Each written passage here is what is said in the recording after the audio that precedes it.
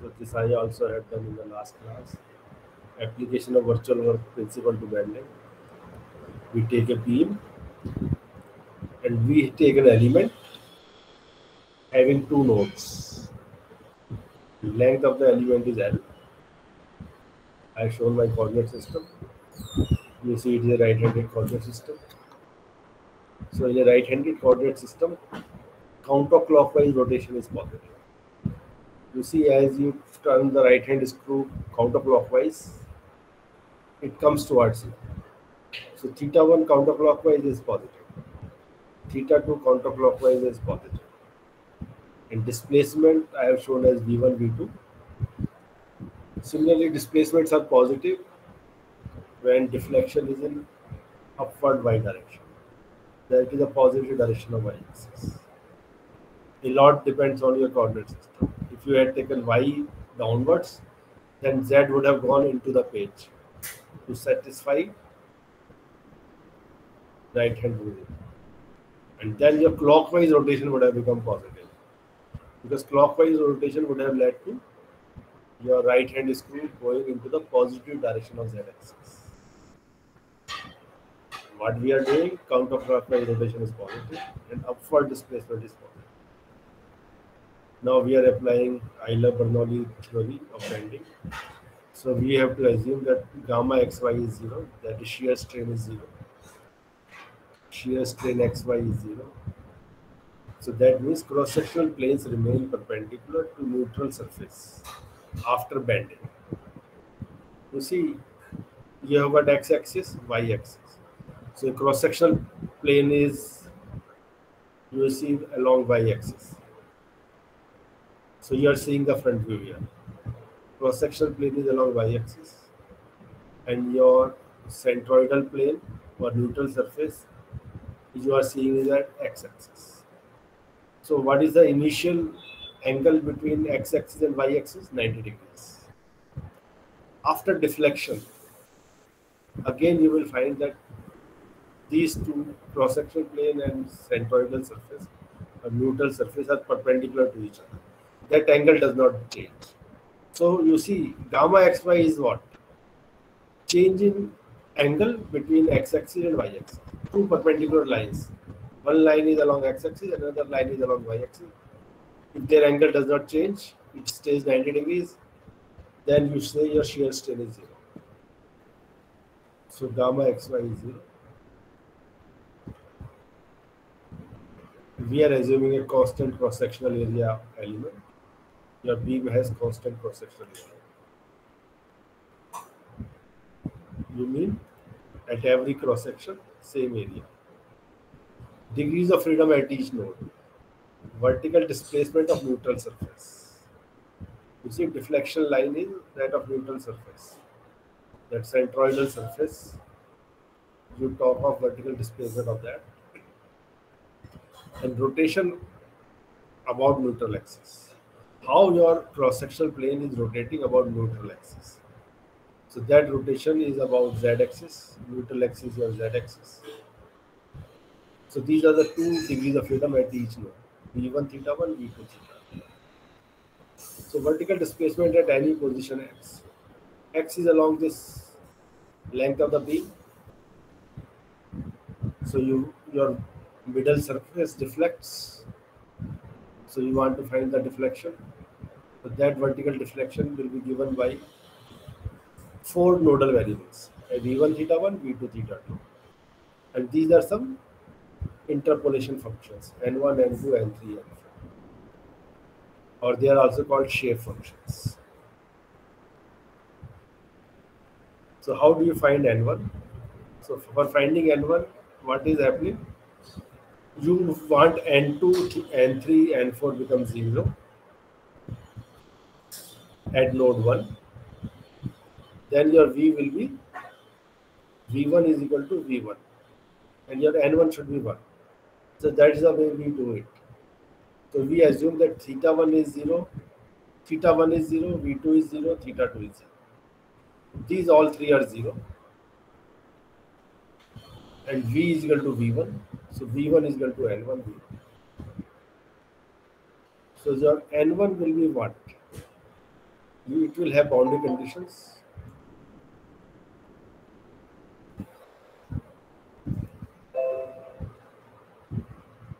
That deflection at node 1 is 1, theta 1 is 0.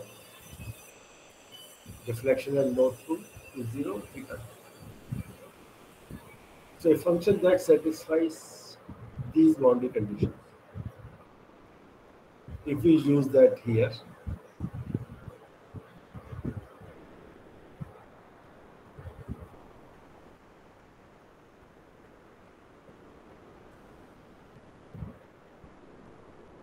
then that function will always give at node 1, what will be its value? At node 1, n1 will be 1.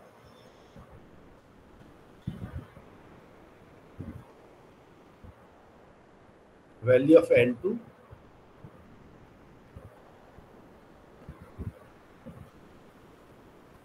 okay, first let us see how you calculate n1 using these boundary conditions.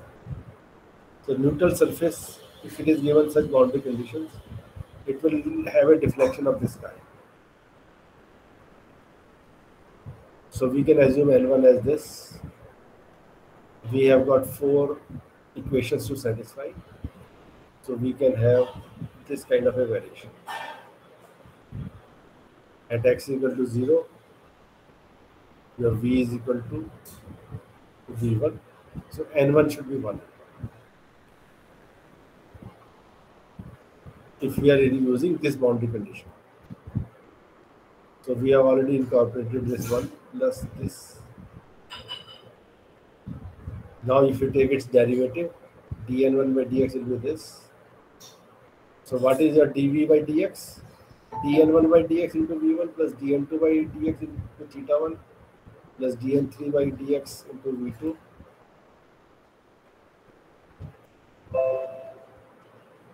plus dn4 by dx into theta 2. So you see, v1, theta 1, v2, theta 2, they are parameters. They depend on nodal values. So they are not functions of x. So if you say at x is equal to 0, v is equal to 0, so this should be 0. At x equal to 0, 0. So your a should be 0. So v is equal to 0 and theta is equal to 0. Because all these are 0. So these terms will not come in your deflection equation. You will just directly write dv by dx is equal to v1 into dn1 by dx. Now at x is equal to L, you want v is equal to 0, theta is equal to 0. So you put in this equation x is equal to L and say n1 is 0. So you put x equal to L, so 1 plus BL square plus CL cube is equal to 0. So this is one equation you get. Then you would say take the slope equation. A was already 0, so 2 into B into L plus 3 CL square is equal to 0. So from here you get a relation between B and C. Here also there is an equation between B and C, so you can solve for B and C. So your N1 becomes this. Similarly, you can find N2, N3, N4. How do you find N2? For finding N2, you say you want a deflection. So that deflection at node 1 is 0, but slope is 1. And rest is same as this. Your graph will look like something like this.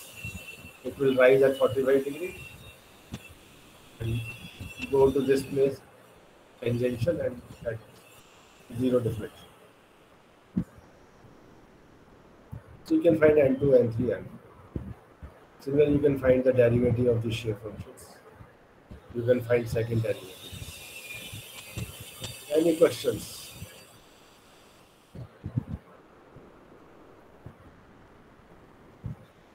This I had talked in the previous class also. Neelam, any questions?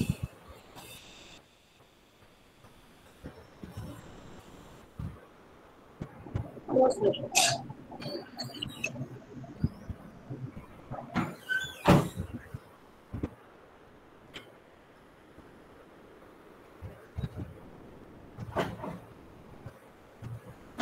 Arvind Pokhriyal,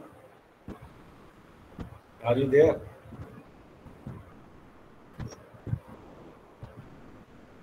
Soumya, is it all right? Sir, at x is equal to 0, y v is equal to 0. For n2, if you want shape function n2, how do you find n2? Okay, let me speak. V is equal to n2. Suppose theta 1 is equal to 1, and v1, v2, v theta 2 are 0. Then v becomes equal to n2. Do you see that? Yes, sir. So we want such a curve. If we solve for such a curve v, which has got deflection 0 at node 1, slope 1 at node 1, deflection 0 at node 2, slope 0 at node 2, then we are solving for n2. Can you see that? Yes, sir. So that is what is our aim. Similar thing we did with n1. We wanted deflection 1 at node 1, slope 0 at node 1. You see slope is 0. Deflection 0 at node 2, slope 0 at node 2. So we found such a curve. V is equal to n1. So that curve was satisfying these conditions. We solved for that curve and we got n1. All right. Yes, sir. Any other question, anybody?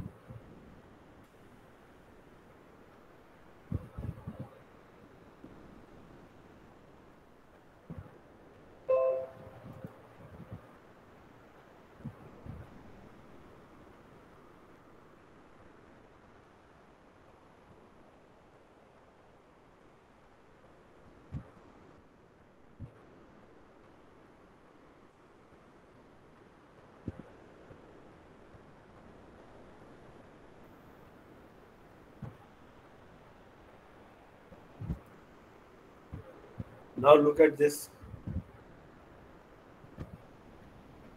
You have a beam. So there are some external forces. So your screen is not visible. Is Sir, it? the screen is not visible. Okay, okay. Thank you.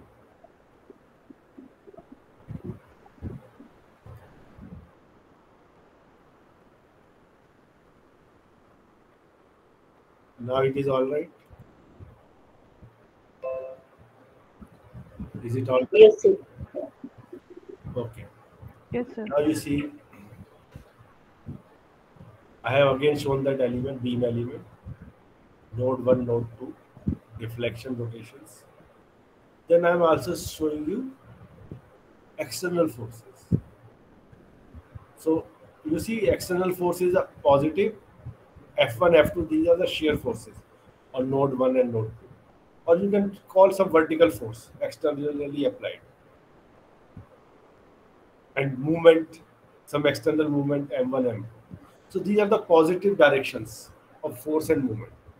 So this is as per static sign convention, not as per bending sign convention. Yeah. External force and movement as per static sign convention, positive directions have any problem. Now suppose you are given this problem. So what are your unknowns?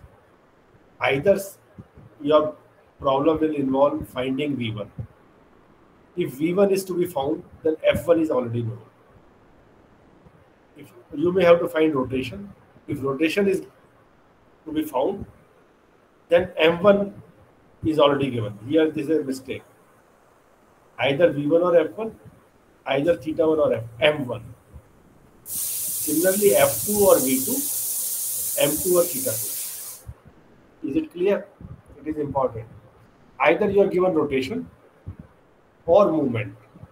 You cannot be given both. Other, it becomes like a ill-defined problem. You can't give them both. Okay.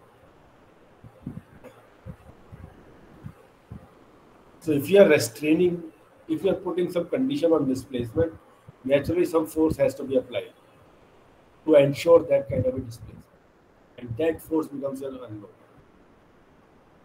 So applied load, there can be applied load on this beam, distributed load, or a point load. So I have not shown any loads, but you know how load is applied on a beam. Then we have to consider a virtual displacement field. So there was a actual displacement field, actual deflection of the centroidal surface or neutral surface. So that you know is given by V is equal to N1 V1 plus N2 V2 plus N3 V3 plus N1 V1 plus N2 theta 1 plus N3 V2 plus N4 theta 2. So that gives you the deflection. Now there is a virtual displacement field. For virtual displacement field, you will be giving virtual displacements of the nodes. So you have defined the variables in virtual manner. So there can be, what are the virtual vector? You can give delta V1 1, rest 0. Similarly, you could have given 0 to this and delta theta 1 1, others 0. So that way we do to make life simple for us. So what becomes delta V? Delta V becomes N1. Because I have given this as the virtual displacement field. Your delta V1 is 1. So basically nodal virtual variable is 1. So delta V becomes N1. So what is the external virtual work in this case? If your delta, this is the virtual displacement field, you are given deflection 1 at node 1. You see, force F1 is also upwards, deflection is also upwards. Upwards is the positive direction. So work done by force F1 becomes F1 into 1. And there is no work from these three zeros. Rotation is 0, so external movement will not do any work. Similarly, here deflection, virtual displacement is 0 and virtual rotation is 0, so no work will be done by the external force and external movement here. So your total external virtual work is F1. Now I have showed you deflection curve. So that this becomes a deflection, and this is initial position of the cross-sectional plane. This is the cross-sectional plane after rotation. You see this is turning clockwise and the vertical deflection is downwards. But you see I have taken all positive directions, positive upwards. So I am showing the deflection curve in the opposite direction. So now my deflection becomes positive and my rotation is also positive. Here. While here you see deflection is positive but rotation is clockwise. In this part you are having positive rotation, here you are having counterclockwise rotation. Now you see what is the deflection, what is the displacement of a point. You have a cross-sectional plane. This was the initial cross-sectional plane. After rotation, this is the cross-sectional plane. So what is the displacement of the points on the cross-sectional plane? So they are going to the left. Here they are going to the left. Here they are going to the right. So what is the deflection here? U is equal to minus theta y. Can you see how U is equal to minus theta y? Y is the position. Y coordinate from the origin of the cross section of the coordinate system. So it goes from here to here. If you apply arc rule, you know what is arc length? S is equal to r theta. That is what I have applied. S is equal to r theta.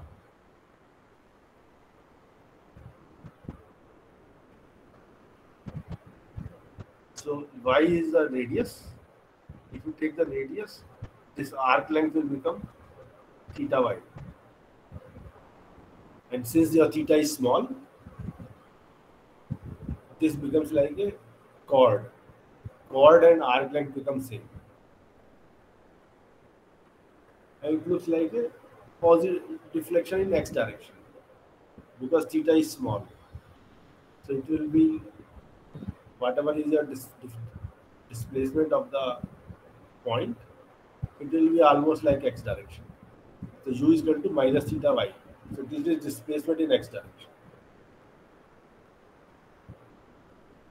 Y minus sign because it is going in negative x direction. And theta is positive. y is also positive. So you need a negative sign for displacement. Similarly, had you been downwards, then you see it is going in the opposite direction. It is moving a positive displacement. But you see y downwards is negative. So you would have, this thing would have given you anyway positive answer. Similarly here, you say u is equal to minus theta y. Theta is clockwise, which is negative.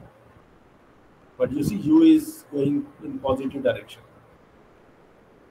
Initial cross-section plane was vertical. After bending, plane has become tilted by an angle theta clockwise. So any point on the cross-section plane moves in towards positive x direction. So displacement has to be positive. So if you use u is equal to minus theta y, since theta is negative, here it is a clockwise rotation, entire thing becomes positive. So this expression u is equal to minus theta y holds for everywhere along the length of the beam. And what is your theta? This theta is same as dv by dx. You see, this is the angle made by the perpendicular to the vertical. Now if you take a tangent, this angle and this angle, you will find is same.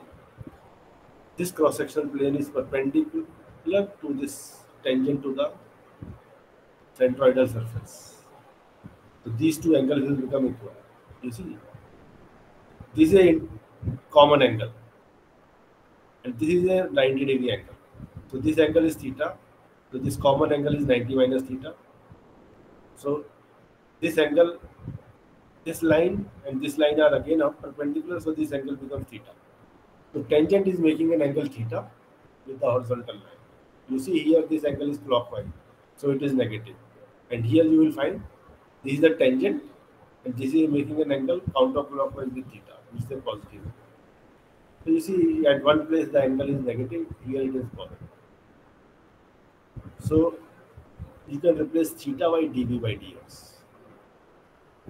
You see this is a deflection curve. On this side of the deflection curve, your slope is negative.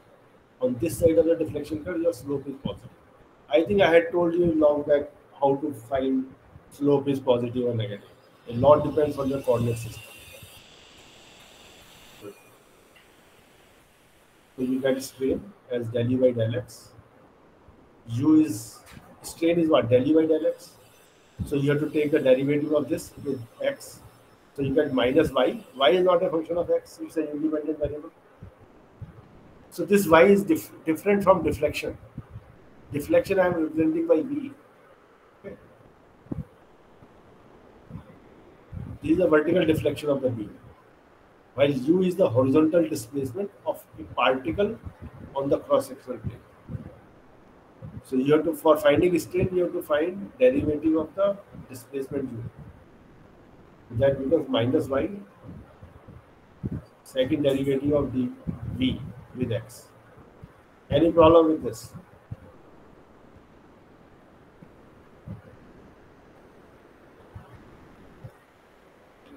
Soumya, is it all right? Yes, sir. Now what is sigma xx? You just multiply by Young's modulus. Y is an independent variable. D square by v dx square, you can write like this. Since v is equal to n1 b1 plus n2 theta 1 plus n3 b2 plus n4 theta 2, second derivative will be this. Any problem? This is important. If you don't understand, you speak out. Then already we know n1 in the previous slide. So that we take second derivative. We have put the second derivatives. So this is our sigma xx. You see sigma xx depends on x and y also. You know y is equal to 0, your sigma xx becomes 0 because then you are on the neutral surface. You see here y is equal to 0, it becomes 0. And it will vary with x also.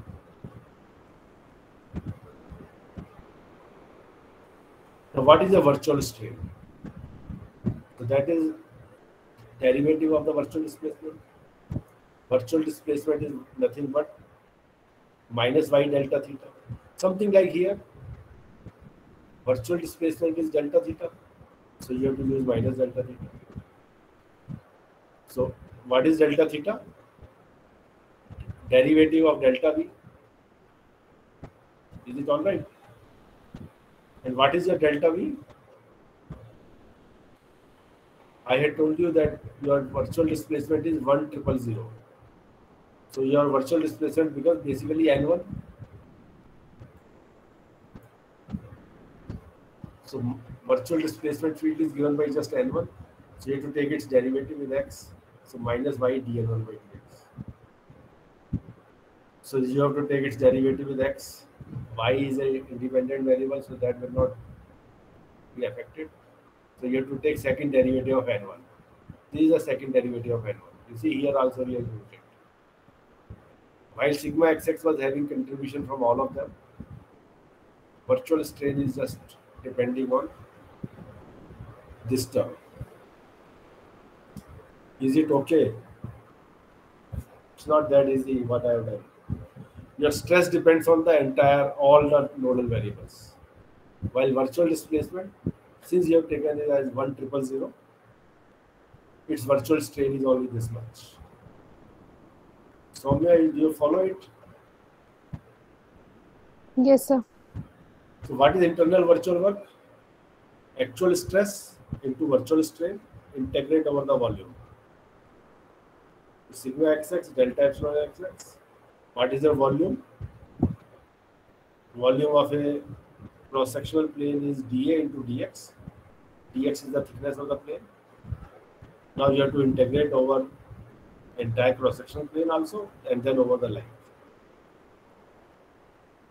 So so you see this sigma xx will multiply with this virtual strain. So this term will multiply each of these terms. With V1, what will multiply this factor into this term. So we are taking first term of this product. So minus EY, first term coming from the stress. From virtual strain, this is the term coming. This you integrate over area. First you integrate over area. You see there is a y square term. So x term doesn't depend on cross-sectional area. X is same over a particular cross-section. Only y is changing over a cross-section. See? Only y and z are the variables over the cross-section. X is along the length. So we first integrate over that cross-section. So y square dA. What is your y square dA? Nothing but izz. So you just replace y square dA by izz. Keep the rest of the things as same. Now this is a function of x. You integrate, and over the length, you put the boundary conditions, 0 and L. Limits you put. So it is an integration within the limits. It's a definite integral, and this is the answer you get. This is the first term by this from this sigma xx delta epsilon xx. So your internal virtual work is this term multiplied by V1. Then second term will be coming from this term, product of this with this integrated over the volume. And whatever you get multiplied with theta. So that way you are generating 4 terms. So what you will see is this is generating first row of your stiffness matrix. Any questions? Soumya, do you follow? Yes, sir. Arvind Pokhriyal? Yes, sir. If you don't follow, you go to the lecture again. Video I will upload. Look at it. But it is easy if you had followed that principle of virtual work as applied to a bar. Here things were simpler. Here it is slightly more complicated.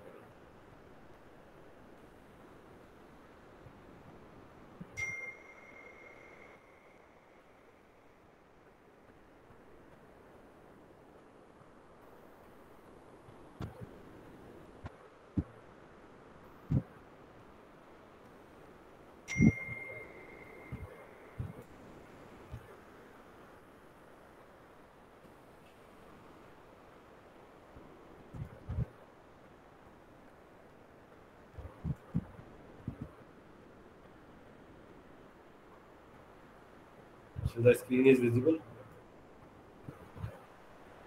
Yes, So sir. what we have done, Yes, sir. internal virtual work is equal to external virtual work. In the first case, what we had done, we had found external virtual work as F1 into 1. So that we comes on the right hand side. And these terms were coming from integration of internal virtual work when we gave internal virtual displacement field as 1,0,0,0, 1,000,000. So then we had got these terms. First one was multiplying with V1, second term was theta 1. So we have generated first row. Second row is generated by the virtual displacement field 0, 1, 0, 0. So you will generate this equation, these terms, by the same integration procedure. And your M1 will be external virtual work. When you give this as the virtual displacement field. Here you see theta 1 is 1. So external moment applied is M1. So M1 into 1 will give you M1 as external virtual work. Third row, you give this displacement field, this virtual displacement field. Fourth row, this. So these are the forcing term. This is your unknown displacement vector, V1 theta 1, V2 theta 2.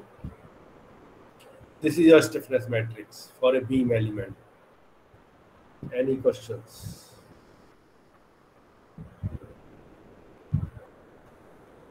Now we will do applications of this.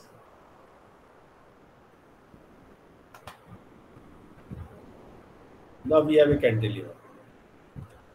We do XYZ coordinate system. Length is L. P is the downward force on the cantilever. So what are the boundary conditions? Right? X is equal to 0, you see.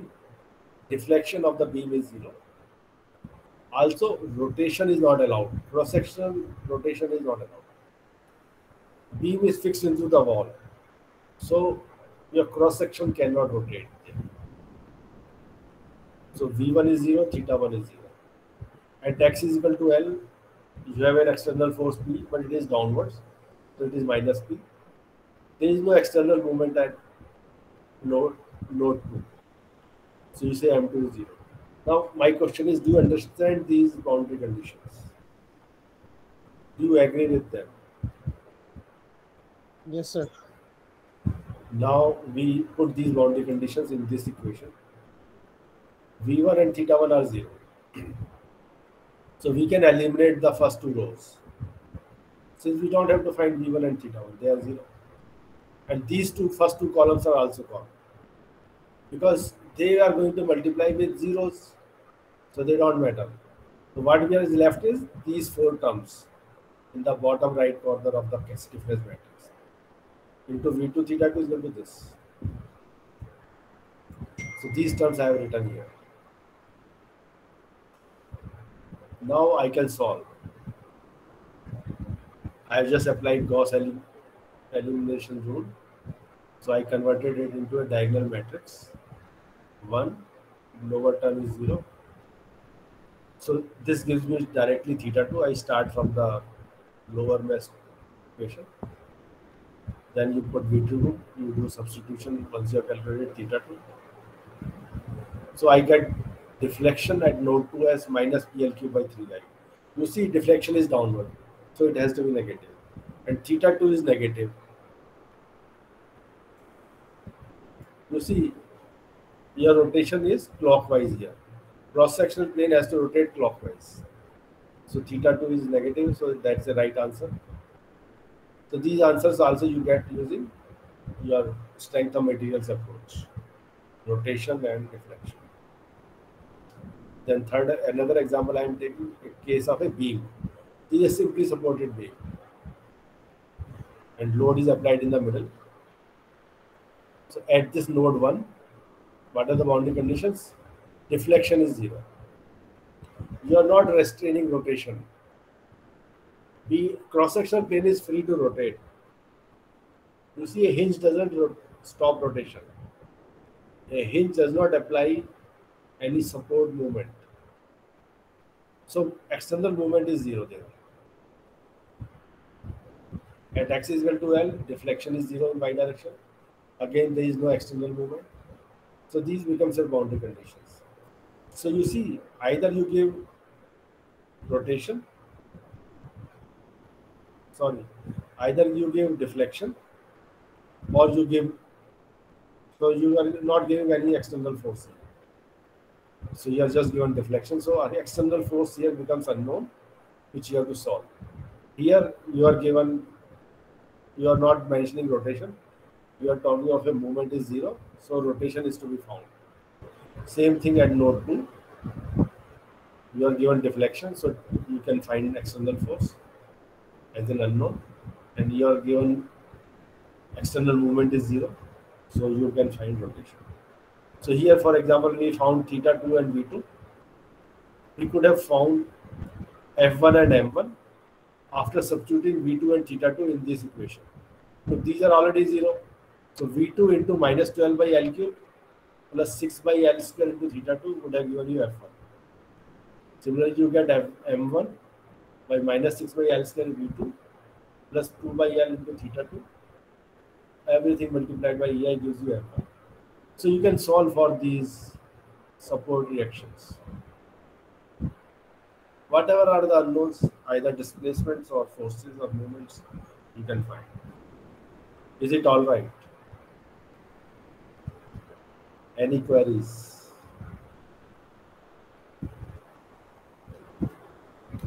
I know people in thermal are slightly weak in solid mechanics.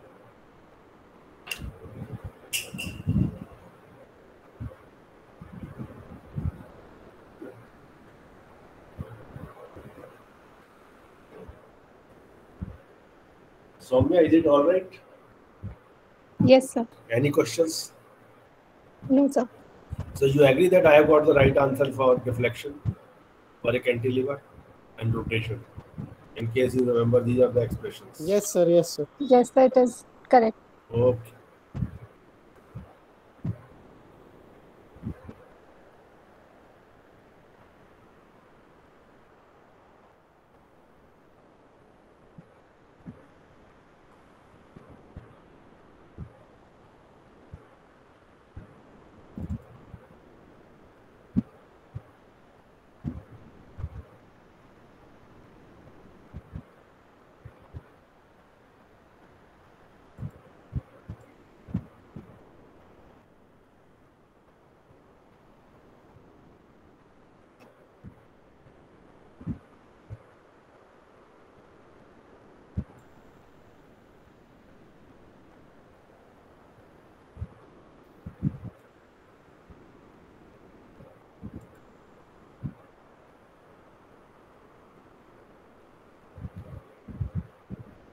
So we have got to the same simply supported beam problem. Load is applied in the middle.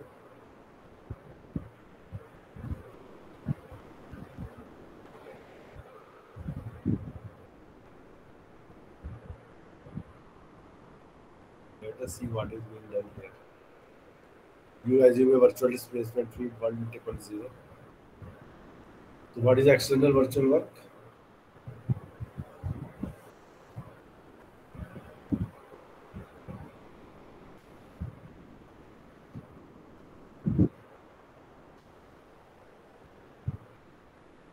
You see, there was a force F1 and M1 here, and F2 and M2 here. So when you give a displacement field like this, so this F1 will do work F1 into 1, but there is also a force at P. So virtual displacement field is also looking like shape function N1. I told you shape function N1 looks like this. So as per this virtual displacement field, the deflection surface is above this horizontal line. So P is downwards. So there has to be a deflection is upwards and force is downwards. So the external virtual work will be negative. So P into delta V at x equal to L2. So you have to find the value of delta V, virtual displacement at x equal to L2. So delta V is this. At x equal to L2, you find the value of this N1. Put x equal to L by 2. So you get delta V as half. So delta V value at x equal to L by 2 is half. So you get F1 minus P by 2 as external virtual work. Any problem?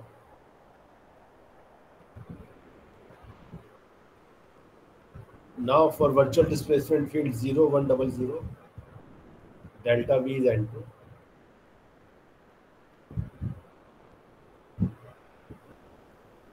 So what is your external virtual work? M1. You are applying moment equal to 1 at node 1. So this will give you external virtual work M1. But there is a force P here and there is a deflection given by delta V at x equal to N2. You find the value of deflection here, value of N2 at L by 2. So that is coming as L by 8. For N2 it is L by 8. So you multiply P into L by 8. Is it all right?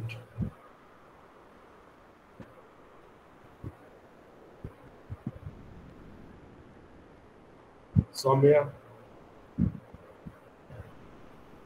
do you understand this? The minus P term, Okay, you like, P is downwards. While the way you have defined your virtual displacement field, it was coming above the deflections, this initial straight line. So V is delta V is positive, while P is downwards. Had I taken a P upward, no, sir, my question is like, we are taking external virtual work at node, which at particular node or overall? overall, it is over the Okay, entire length. okay, sir. Suppose this is the virtual displacement given by this 100. You see, this is equal to N1. So which is a virtual displacement field for the entire beam. Now there are external forces as well as this. There are forces coming from the support as well as this force P.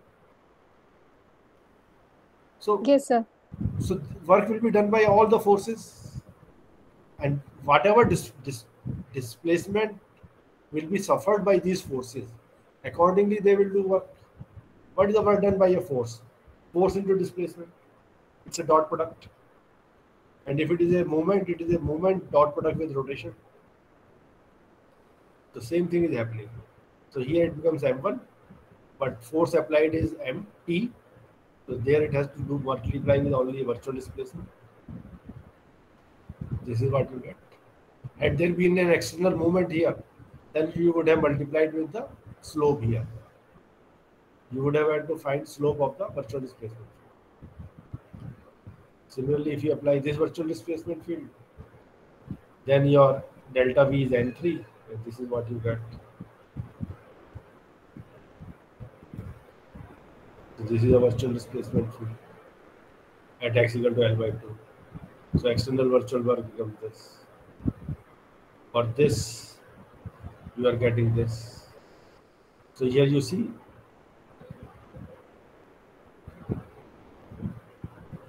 delta V is downwards, delta V is negative. So you are getting a positive work. If you look at the deflection curve of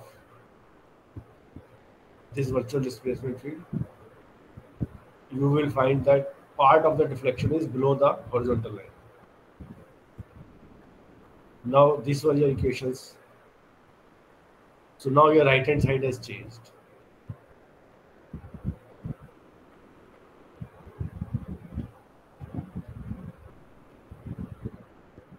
Is it all right?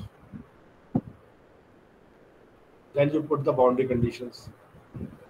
V1 and V2 are 0. It's a simply supported beam. No restriction on θ1 and θ2. Now here F1 is unknown, so you stay. M1 is 0, we know. Because θ1 is unknown. There is no external movement at hinge or roller support. They do not support any movement unless you apply. Their support will not cause any movement. Since you have not applied any external movement, it is 0. So this is your right hand side. Now you see you have to eliminate rows corresponding to first row, V1, and column. Similarly, you have to eliminate row 3 and column 3. So you are left with 4 by L, 2 by L. They multiply with theta 1 and theta 2. Similarly, 2 by L, 4 by L. And you take minus PL by 8, PL by 8. Then you solve for theta 1 and theta 2. Once you get theta 1 and theta 2, you can get F1 and F2. You see F1 and F2 are P by 2 as you expected. These are your support reactions for a simply supported wheel with a load in the middle. And these are the rotations. You see at node 1 you are having a negative rotation. At node 2 you are having a positive rotation. You see your beam would reflect like this. So here your rotation is, you take the slope positive. Here your slope is negative. So here there is a negative value, here there is a positive value. And deflection value here.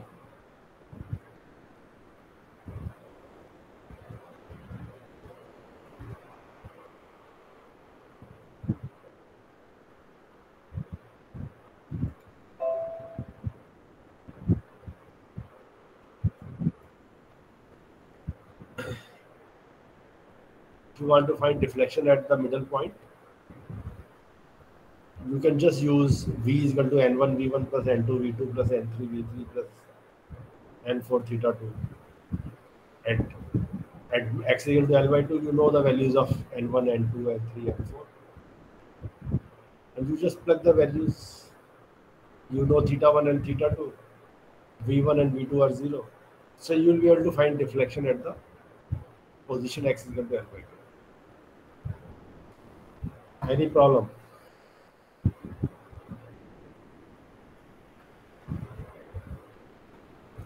Suppose there was a distributed load Q.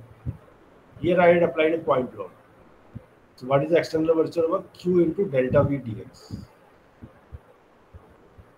Now Q is suppose a uniformly distributed load. So Q you can take outside. If it is a uniformly distributed load, integral of N1 dx.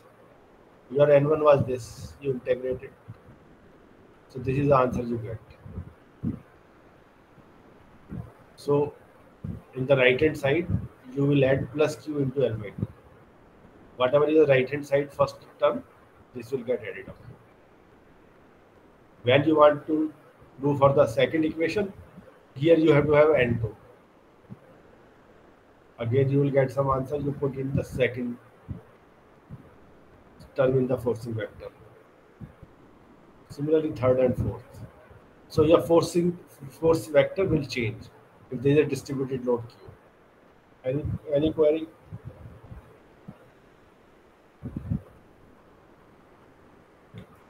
So another thing, you look at this equation. Can you do rigid body check?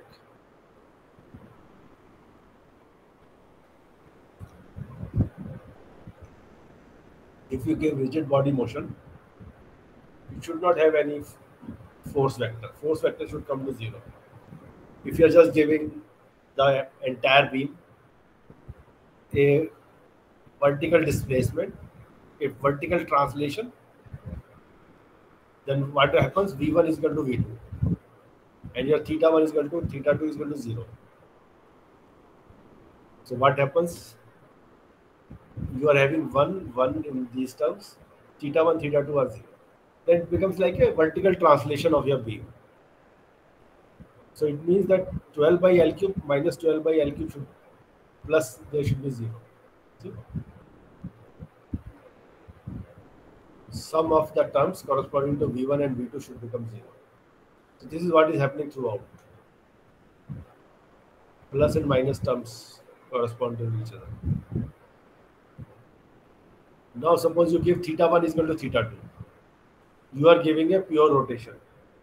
It is like a rod hinged at the rotating like a spinning rod. So your theta 1 and theta 2 are same. So theta 1 becomes equal to theta 2. Your V1 is 0, but your V2 will not be 0 because your beam has kind of lifted at the other end. So if you try that, You see theta 1 is equal to theta 2. So 6 by L square by 6 by L square. So you get 12 by L square.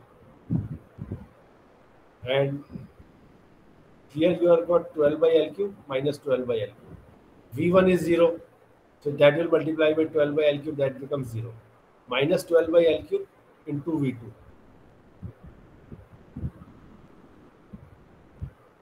So your V2 is suppose L. Then you will get minus 12 by L square plus 12 by L square equal to 0. You see, when you have a beam, you give theta 1, theta 2, value 1. So it has rotated like this. So this value is 1. So what is the vertical deflection? This deflection is nothing but L. This is something, length is L, perpendicular upon hypotenuse. Sorry, perpendicular upon, suppose this length L, that is equal to 1045. So that is equal to 1. So it means y, this vertical displacement upon L is equal to 1. So vertical displacement becomes L. So if you put L, it looks like a rigid body displacement. So it is like a pure rotation about the hinge. So you see your rigid body motion gives you 0 forces or movements. You see, this is 1 and 1, and this is L. So this is giving 0. You take it here. 4 to 6. Here it is also cancelling out, minus 6. Look at here. Minus 12 by L square. Here plus 12 by L square. 2 plus 4, 6. Here you have minus 6. Do you see this, Soumya? Yes, sir. So you see, you should, this helps you in saying that your equations are right. Rigid body motion check is very important. The only thing is, if you give any rigid body motion to the body, it should not cause any stresses and strains. If that is happening, just a uniform motion is required, is generating stresses, which is not right.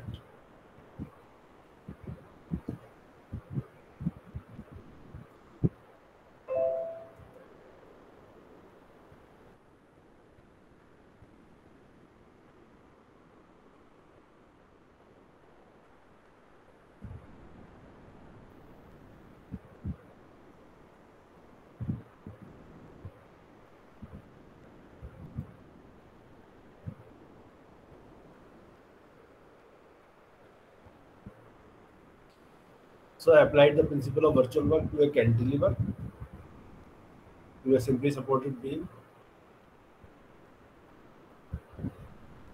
You can have more than one element also. I took only one element.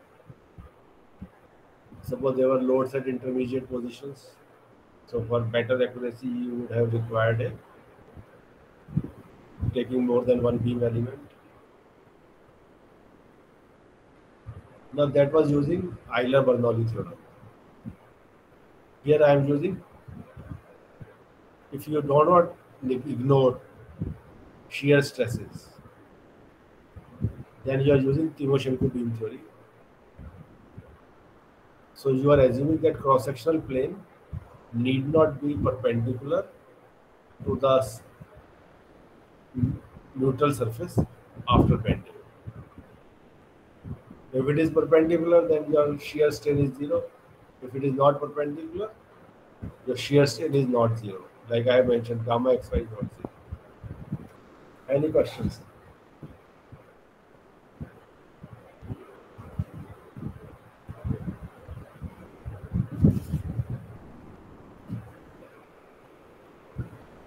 So here,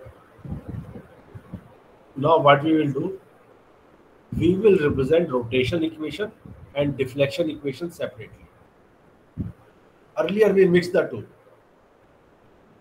Rotation and deflection, nodal variables, We use them to find vertical displacement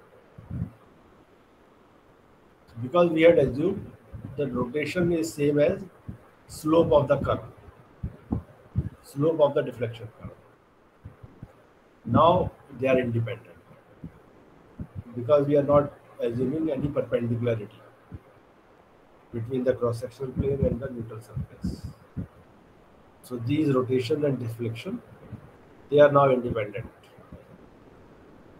So since we want a quadratic distribution in displacement, so we have to use three nodes. We cannot use two node element. If you use two node element, you will be in trouble. So equilibrium displacement field becomes vertical deflection, rotation of cross-sectional plane. So that depends only on beta 1, beta 2, beta 3. It depends on V1, V2, V3. Unknown same as before. Either you know deflection or force, or either you know rotation or movement. Everything has been shown as positive direction, deflection, rotation. There are rotations as before, no change. Only thing is, now rotation is not equal to slope of the deflection curve. All right. When it becomes slope of the deflection curve, rotation, then automatically your cross-sectional plane becomes perpendicular to the neutral surface. If that restriction is gone, now they are like three independent variables. Now you can use N1, N2, N3 as these. This is something you will also see in, suppose you have done quadratic modeling in a for a bar. Same kind of a shape functions will be there. For example, what is the condition for N1? N1 should be 1 here, 0 at these nodes. That is the condition N1 has to satisfy. What is the condition for N2? N2 should be 1 here at x equal to L by 2, 0 here. Similarly with N3. So you look at N1. At x is equal to L, it is 0. At x is equal to L by 2, it is 0. At x is equal to 0, you see its value is equal to 1. Same thing with N2. At x equal to L by 2, it is 1. Put L by 2, you get L by 2 here. L by 2, so L square by 4, 4 by L square, you get 1. At x equal to L, it is 0. At x equal to 0, it is 0. Soumya, do you see this, what I have told? Yes, sir. So this is a very standard way of finding shape functions. Since there are three variables, you can only find a quadratic shape function. You can't find cubic. So this will be exact given V1, V2, V3.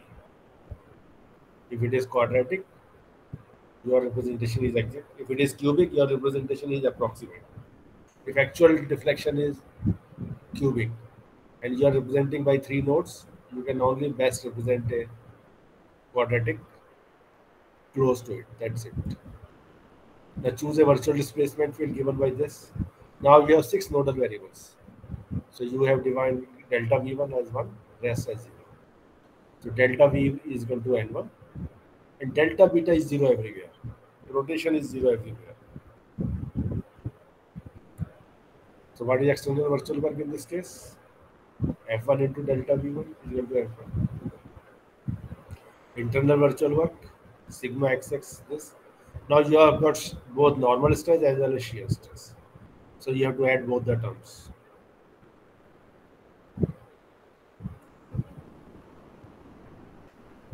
Now you see this diagram.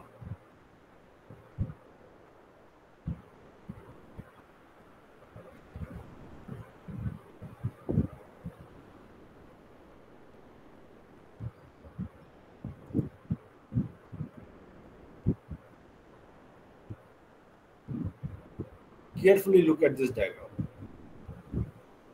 I am just coming. You see there is a vertical cross-sectional plane and it rotates.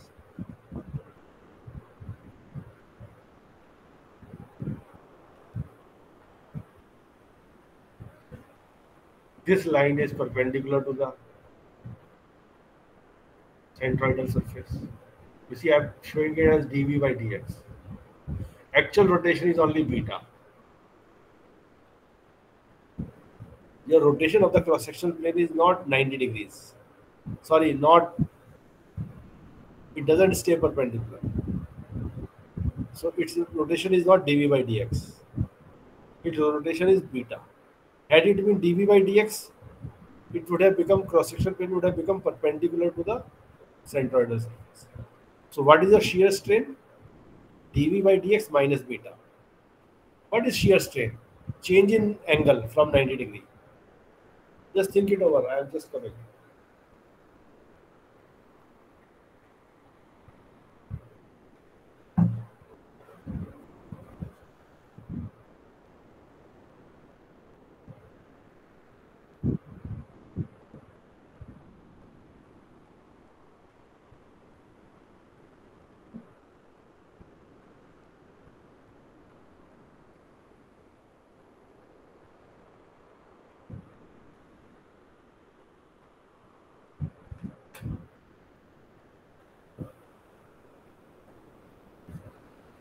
Soumya, do you see this?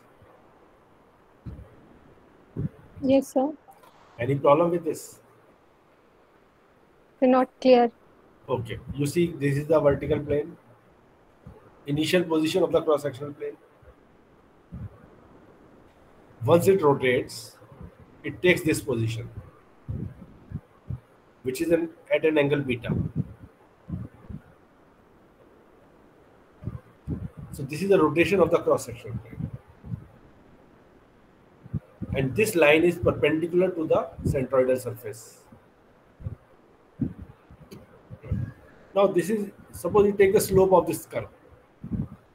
That slope of the curve is dv by dx. So that is a tangent to the this deflection curve. So if that slope is dv by dx, so that dv by dx is the angle made with the horizontal line. That is the way you define your tangent slope. So you will find that this normal to the centroidal surface or neutral surface makes an angle with the vertical dv by dx. Had the rotation be equal to dv by dx, your gamma would have been 0. Your cross-sectional plane would have become perpendicular to the centroidal surface. Since it is not so, this is a shear strain. Here I have shown shear strain. Gamma is equal to dv by dx. This is a bigger angle. Beta is a smaller angle. Look at this. Any problem with this? Arvind Pokhriyal.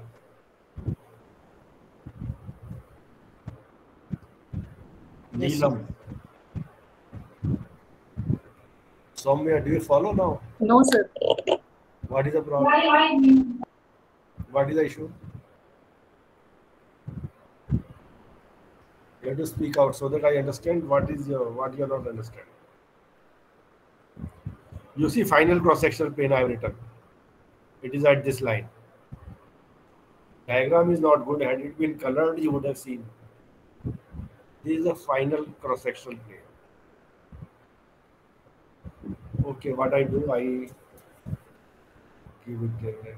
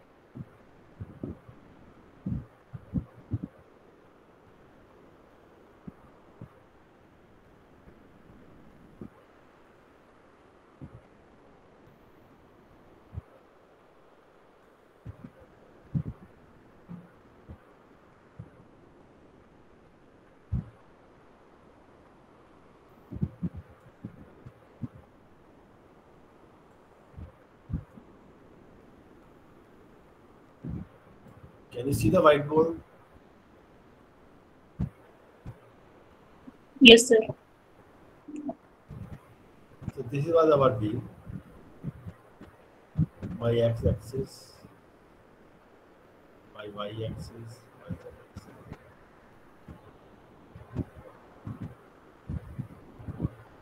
Now I am representing only the centroidal surface or my neutral surface. This is my neutral surface. And this was my cross-sectional plane. So these are my cross-sectional planes. Any problem with this? They are perpendicular to each other. This surface and this surface. Now what happens after deflection?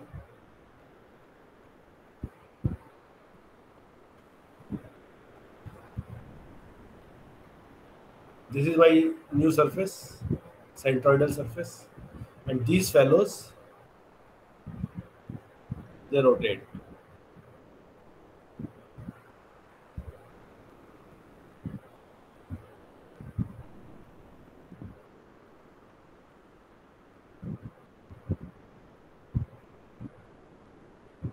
Okay? Any problem with this?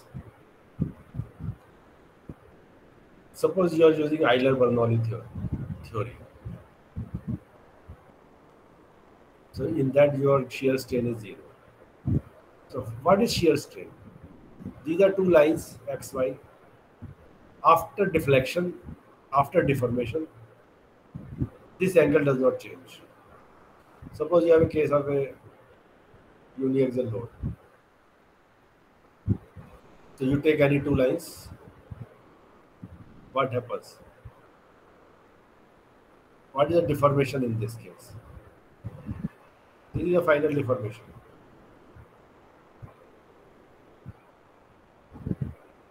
This line has stressed, this line has stressed, vertical line has just contracted, but it has not rotated.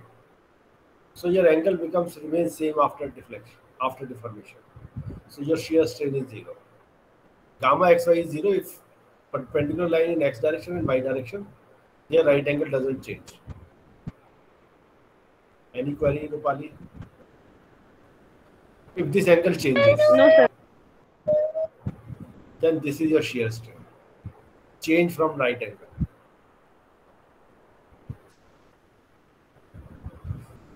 Now, for example, here you see pure shear. What is pure shear?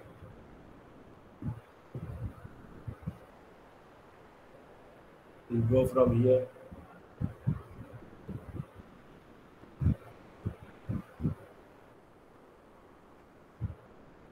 This is your deformation.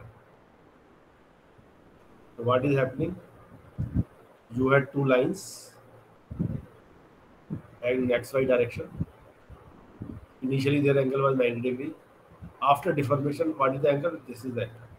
So there is some change from 90 degree. So this is, suppose final angle is theta. So what is your shear strain? 90 minus theta.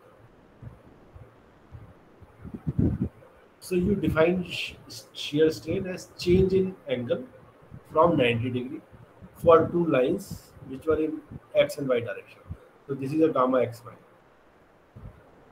It's not gamma xz or gamma yz. You had chosen lines in x and y direction. After deformation, you just find their change in angle from 90 degree. Same thing will happen here. And how do you find epsilon xx? You take a line in x direction. You take a line in x direction. You find its change in length. It becomes epsilon xx. You take a line in y direction. Find its change in length.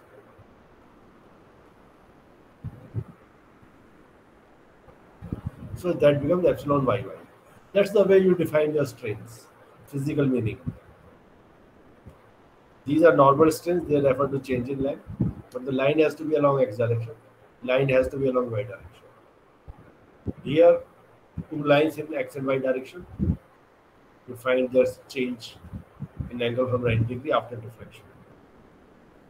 Is it all right? Now this line is this line is this. Now same thing we will see here. for a beam. Okay.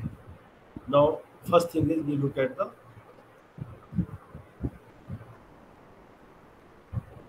this is a slope tangent. This is the angle made by the tangent. Now, this is a perpendicular.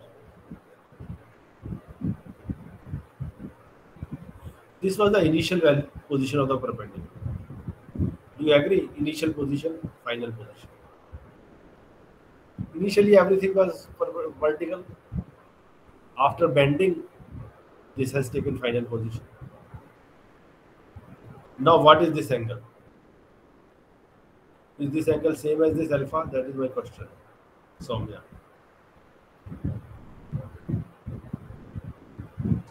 Yes, sir. So, my cross-sectional plane, if it remains perpendicular to the centroidal surface, then this angle is 90 degrees. So what is this angle? 90 minus alpha.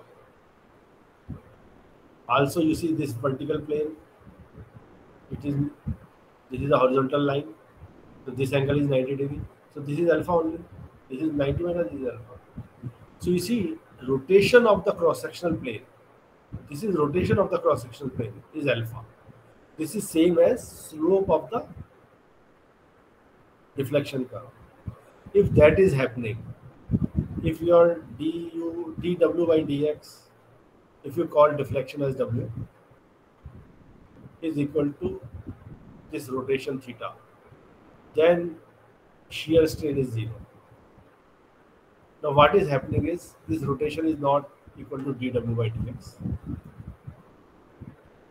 You have got this. This was the initial curve. This is a deflection. Now this is a vertical line. So this is a slope. So this becomes your. You expected your, if there was no shear, your cross-sectional plane should have been like this. But what is happening? This poor fellow, initially it was like this. It does not turn the full angle. It just stays here. So now this angle is beta.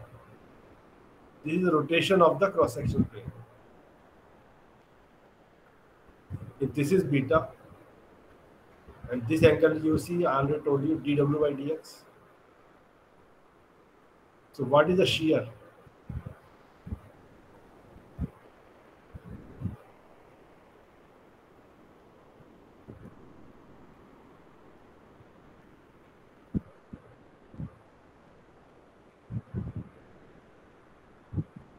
At the total deflection rotation between dw by dx, your shear strain would have been 0, because then this angle would have been 90 degrees. Final cross-section plane with the centroidal surface. Since it is not rotating to the same amount, the shortfall is dw by dx minus beta. So this becomes your gamma xy. Is it clear now? Had rotation been beta, if this beta had been equal to d by dx, dw by dx, your this angle would have been 0, deviation from 90 degree. Because this is rotation is beta, there is a deviation from 90 degree equal to dw by dx minus beta. The way I had done, this was what was expected in my coordinate system xy. You take any position, slope is this. You see, this is a positive slope, dw by dx.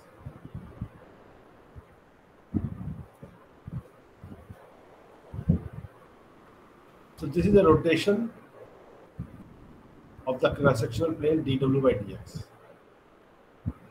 But actual is not that much. Actual is only beta. It is only beta.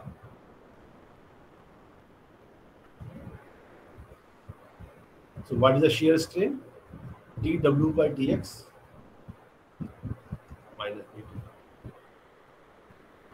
If you had looked at here,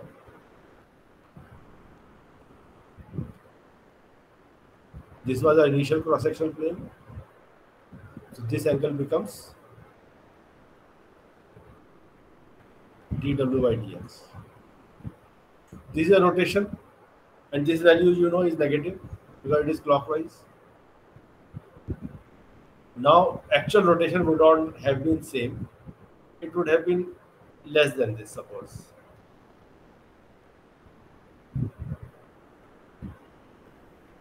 Suppose this is this beta. So what is this gap? dw by dx minus beta. But now it is a negative value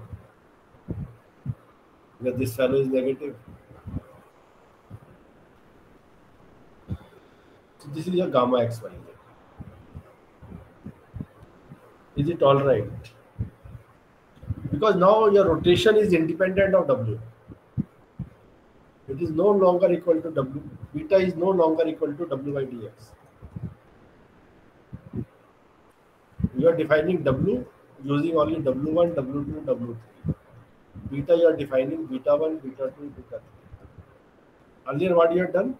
You are defining w as n1 w1 plus n2 theta 1 plus n3 w2 plus n4 theta 2. So two totally different things. Here interpolation of deflection and rotation is separate, independent. You get it somewhere? Yes, sir. Anybody, any questions? Anybody has doubts? You can go back to my video. That is what I will suggest.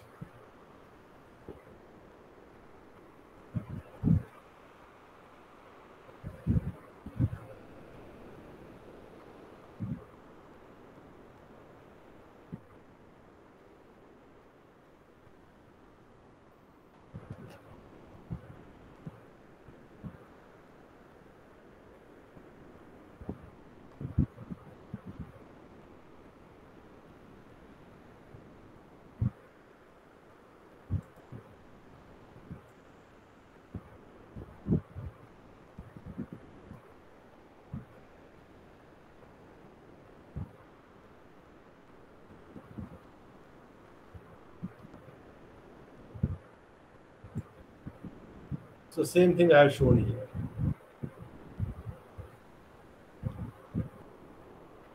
This is a beta. This becomes your dv by dx minus beta. And what is your deflection? Deflection will be nothing but y into beta. Whatever is your y coordinate into this angle beta. Now this is your deflection, displacement in y direction, in x direction. Your epsilon xx depends on strain in x direction. I'll again explain you this with a separate diagram. So right now this is what u is equal to this. You see any cross section plane as it rotates. If this plane had rotated, it would have gone like this, and the particles here would have gone in x direction in this way. So whatever is the stretching, that is happening because of the rotation of the plane. This fellow has gone in the opposite direction, so all these fellows have gone in the negative direction. So displacement is in negative x direction, that is why there is a negative sign. So what is your epsilon xx? Derivative of displacement with x. So you get minus y del beta by del x.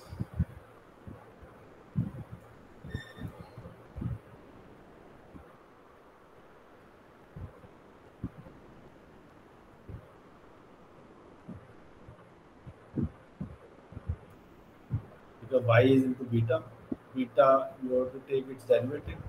Y is the independent variable. This is an xy coordinate. So this is not a function of x. Y is not a function of x. They are both independent variables, x and y. So you have to take del beta by del x. Beta, we define these are the shape functions. So you get epsilon xx N1 prime is derivative. I've called N1 prime as dN1 by dx. So sigma xx is this. So you multiply with E, you get sigma xx. Similarly, you get shear strain dV by dx minus beta. dV by dx is nothing but V is N1 V1 plus N2 V2 plus N3 V3. You take the derivative of N1 N2 N3, multiply with V1 V2 V3 minus beta. Beta is nothing but this term N1 beta 1 plus N2 beta 2 plus N3. What is your tau xy? Shear modulus into shear strain. So you know all the actual stresses in terms of the nodal variables. What will be the virtual strain? If this is a virtual displacement field, you get delta epsilon as this.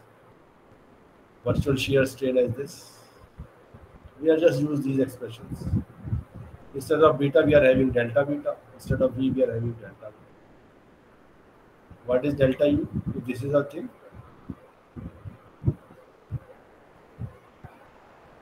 now you see there is no change, there is no virtual rotation because you have taken all beta, delta beta 1, delta beta 2, delta beta 3 as 0. So this term gets 0.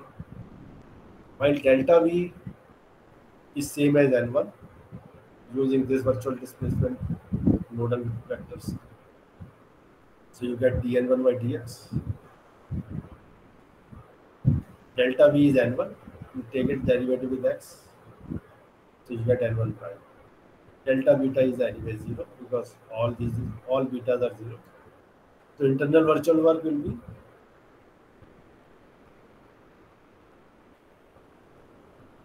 you see this is a shear stress mu gamma xy. So mu into this entire term. So I have used mu into entire term into you have to multiply with virtual shear strain N1 prime integrate over the 1. So you see this is the internal virtual work contribution due to shear stresses. Okay. There will be also internal virtual work contribution due to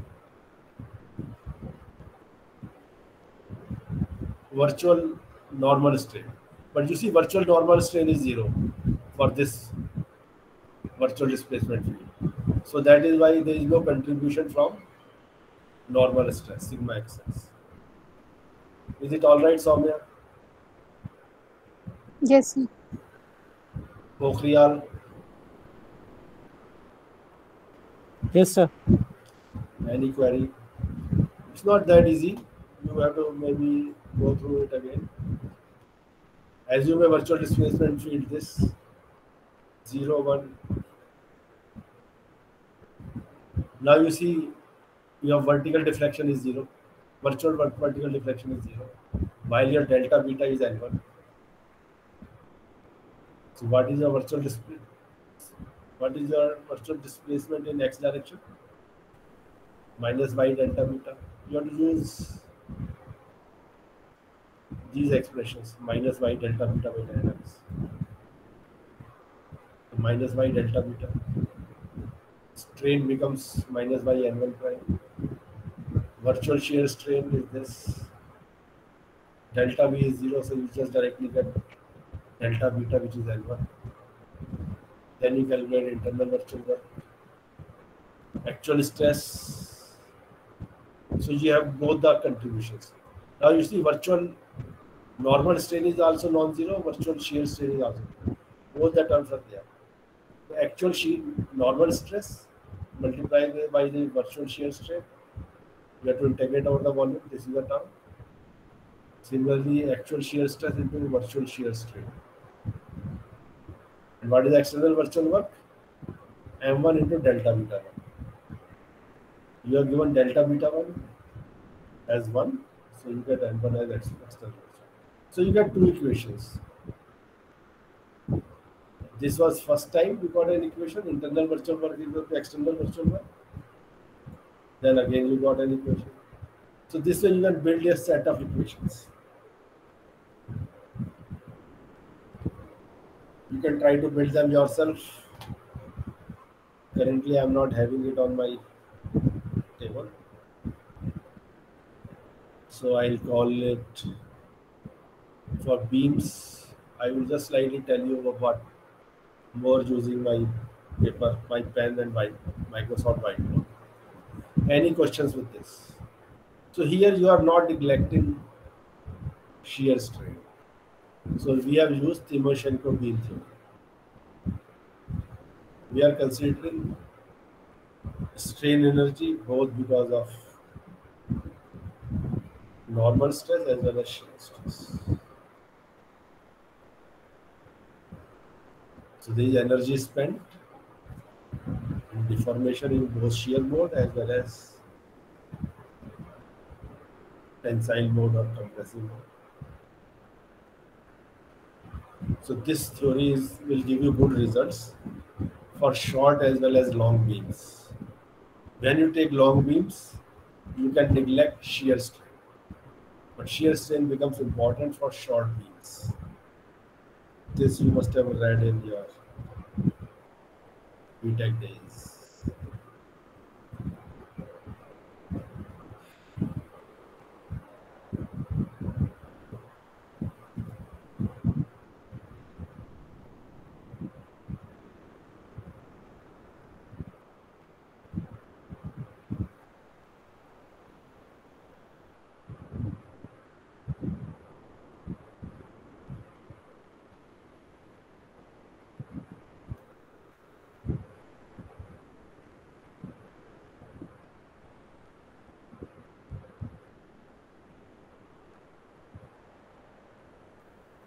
So this is what we were doing. You see,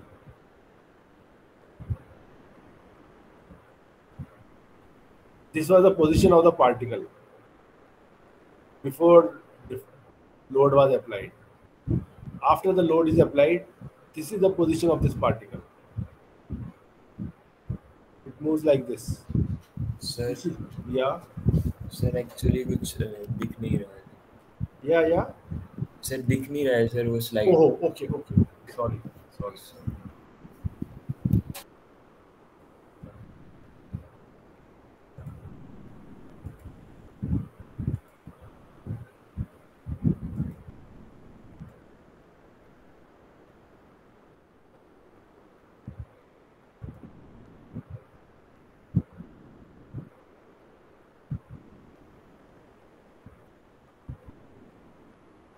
You see, this was a beam.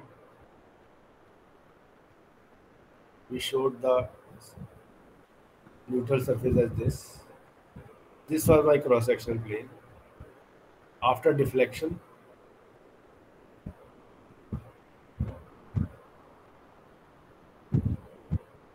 this is my centroidal surface.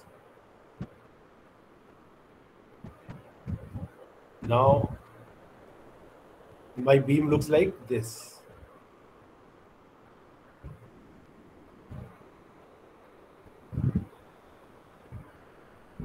You see,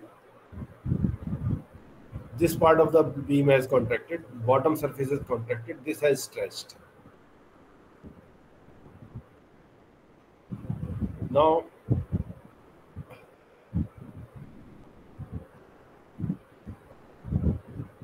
this was the initial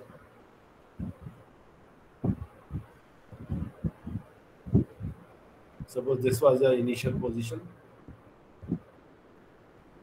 of the cross-sectional plane. So particles are here. This is your x-axis. This is your y-axis. Now after deflection, this line has gone to this position.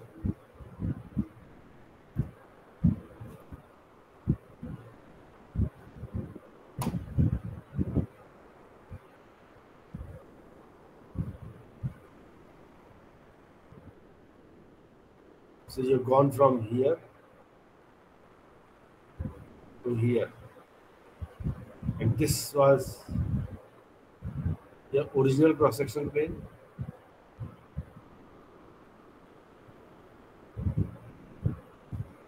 This is a final cross-sectional plane.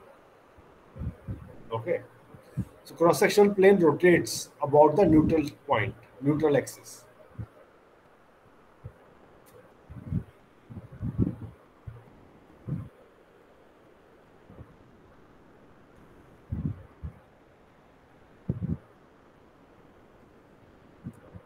So you see displacement of the particle on the neutral axis is 0. So these fellows which are away from the neutral axis, they move like this. Similarly, they move like this. So this is my x coordinate, x direction. This is my y direction. So this is the centroidal surface.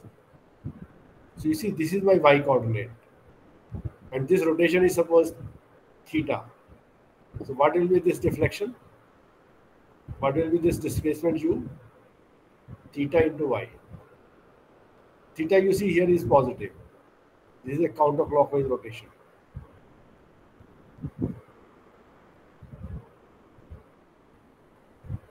So you are moving in x direction theta y. So what is your epsilon xx? Y d theta by dx. Y is an independent variable. It is a coordinate. It's not a function of x. Only rotation is a function of x. You see, there is a different rotation. Rotation is different at different positions. Otherwise, there won't be any bending. Bending means different rotation of the cross-sectional plane along x. And when you are downwards, it is going in this direction. So u is equal to theta y. Here you see y is the negative. Positive direction is upwards in my coordinate system. So naturally this automatically is coming as going left. So this is where you see maybe a defined deflection, displacement of the particles in x direction. So this gives you epsilon xx. You see this beam, this is stretched, this is compressed. So what you have to do? You have to take a line in x direction. So this was a line in x direction. This was a beam. This line was in x direction. This fiber was in x direction. Now you want to see what is its change in length.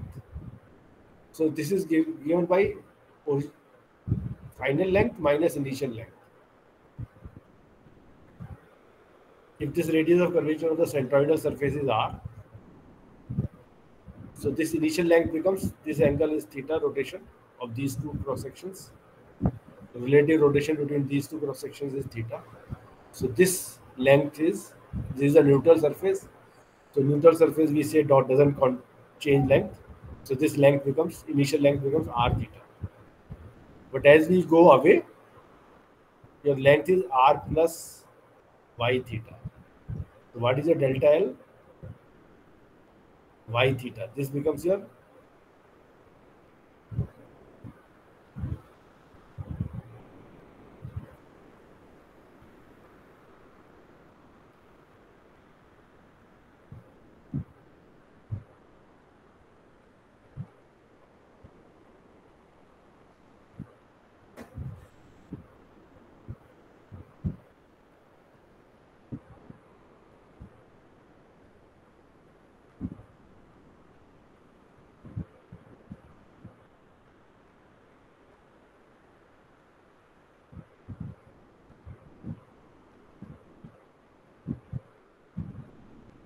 delta L is y theta.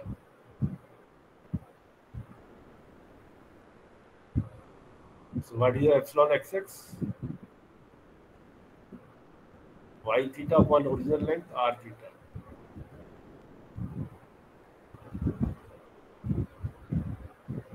So I remember using epsilon xx as minus y by r. What has changed here?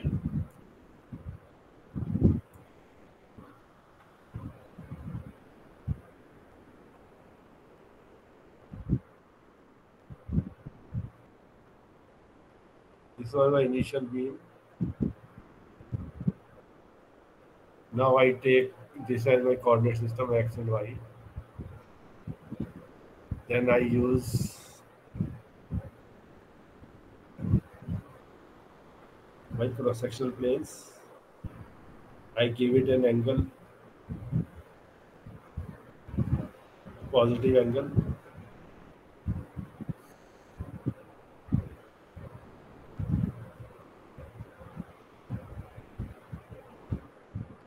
Okay. So if I, for doing this, I have to apply a bending moment like this. Only then I can get this shape. So this was a clockwise bending movement. So this is negative. This was a counterclockwise bending movement, again negative because area normal is negative here. You understand this bending movement sign convention? Now it means I had to apply a movement like this onto the beam. Positive bending movement. So your beam, what would have happened to your cross sections?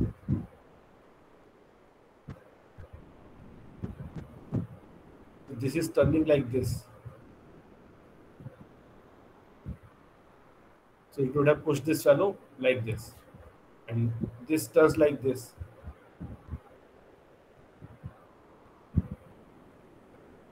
So a beam would have become like this.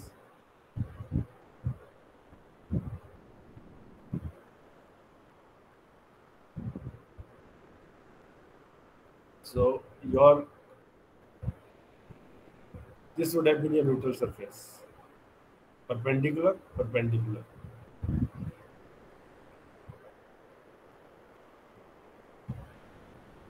Now you see your initial cross section was like this. It has become like this. This is your deflection in x direction.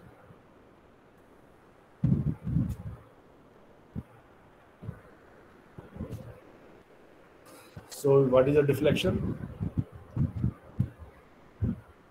This is a y coordinate. You have taken your x as this, y as this. So this would have been y into this rotation. This rotation is here clockwise. So this is negative. While you see your u is in positive x direction. So this is a positive displacement. So you have to put a minus sign because theta here is clockwise, so which is negative. To have an overall positive value, you should have to put u is equal to minus y theta.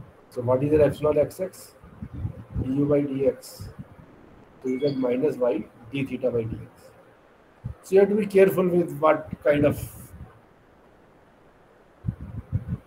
equation you are using and it is for which situation. We always write our equations for a positive bending moment. The bending moment is negative, then when we supply negative value, things will change. Any questions?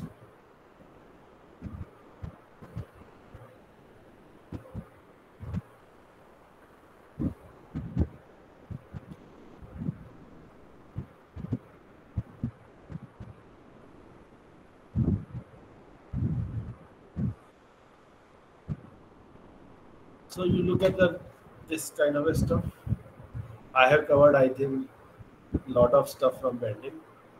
The same thing can also be found using total potential method, total potential energy method.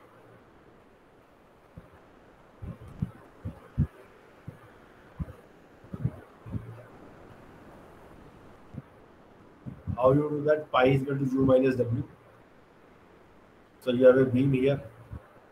You define xy coordinate system. So you are given v1, v2. They will call it f1, f2. These are the forces. Movements. Sorry. I use counterclockwise. Positive directions. There can be a force here. You can have a force Q. You can have a uniformly distributed force Q. Any distributed force Q. So this kind of a problem is there. You can do by strain energy, potential energy method. So this U is the strain energy. So the strain energy is given as sigma xx.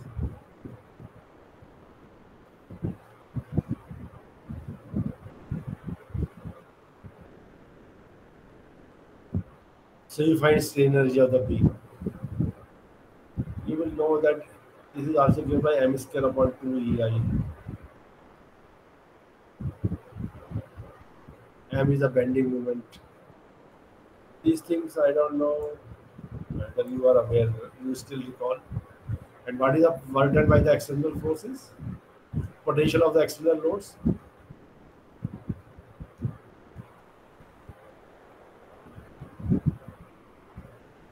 You see here. I don't think you should use this expression. I'll tell you. What is potential of the external loads? F1 into V1 plus F2 into V2 plus M1 into theta 1 plus M2 into theta 2. Similarly, plus Q. The Q is the external load applied. Q into whatever is the deflection V, suppose we call it V, vertical deflection. You have to integrate it over the length.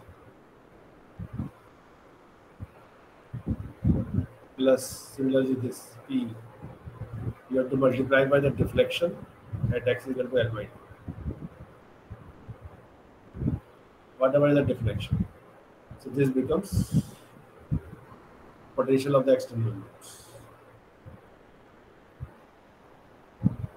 All V1, V2, theta 1, theta 2 are positive by sign convention. That's the way you are taking them. If they come out negative, then these terms will become negative. And whatever is the M1, M2, I have written this expression assuming each of them is positive. You see deflection, you have this bond. These are your, if you take small element length dx, what is the force? Q dx. If deflection is V, so Q dx into V integral will be a force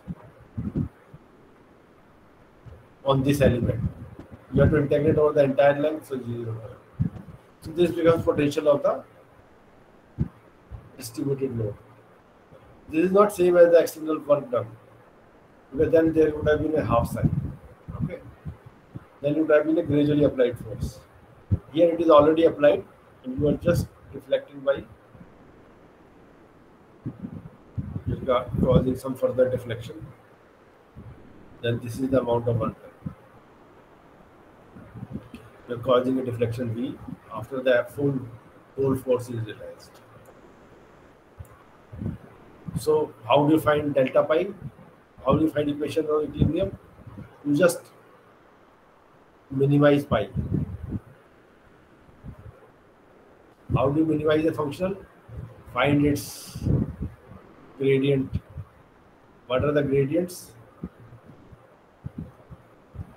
You have to find the gradient with the unknown variable field.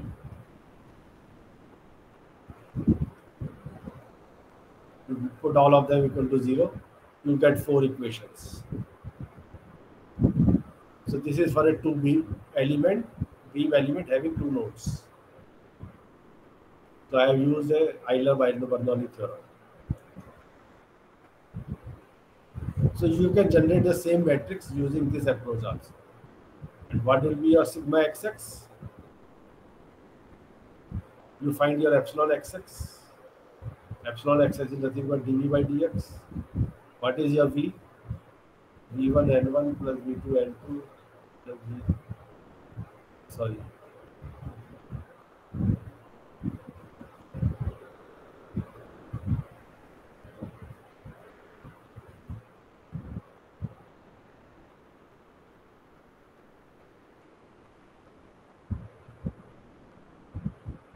Hope you recall this. If you take its derivative with x, this will be a strain. And this strain will depend on actual displacement field. Actual nodal variables are v1, theta 1, v2, theta 2. So now we are no longer applying virtual displacement. So this is your strain. Sigma xx becomes E epsilon xx. These are actual stress, which is a function of these variables. So what is your internal strain energy? Sigma square y 2E integral over the volume. Or you can even call it E epsilon xx whole square. So this is half answer. So this you already know. So if you want to take its derivative with V1, for example, what it will be? You take its derivative, it will be E epsilon xx into derivative of epsilon xx with V1. This you have to integrate over the volume. So what is d epsilon xx dV1? You see here, d epsilon xx dV1. You see these terms will not contribute. They do not depend on V1. So you will get, this was nothing but V1 dN1 by dx. So you just get dN1 by dx. So this term will give you dN1 by dx. And these fellows, epsilon xx, you see is coming from here. All the terms will be there. You see similar expression was coming when you applied virtual work principle. So say similar equation, same stiffness matrix will come up. So I think I have talked enough to you about principle of virtual work as applied to bending or the bar. Little difficult for thermal people.